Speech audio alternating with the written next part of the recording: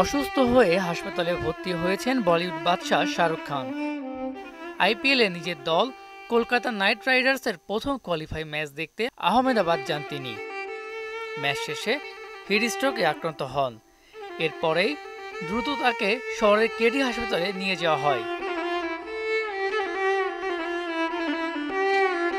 ভারতীয় একাধিক সংবাদ মাধ্যমে খবরটি প্রকাশ করার পর তার কোটি কোটি ভক্ত দুশ্চিন্তায় রয়েছেন, শারীরিক অবস্থার খোঁজ খবর নিচ্ছেন।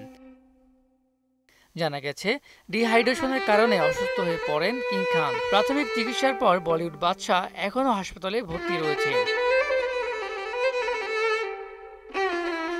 ওয়ালটন ফ্রিজ কিনে অনেকের মতো আপনিও হয়ে যেতে পারেন মিলেনিয়াল সেরা পণ্যের সেরা অফার। যদিও শাহরুখ খানের টিমের পক্ষ থেকে আনুষ্ঠানিকভাবে এখনো কিছু জানা যায়নি। এর আগে মঙ্গলবার ৪৫ ডিগ্রির উপর তাপমাত্রার মধ্যেও খেলা দেখতে আসেন শাহরুখ। তবে অতিরিক্ত গরম সহ্য হয়নি বলিউড বাদশার। সেই ম্যাচে সানরাইজ হায়দরাবাদকে ৮ উইকেটে হারিয়েছে শাহরুখ খানের কলকাতা নাইট রাইডার্স। মেজবা রহমান, মোহনা ডিজিটাল।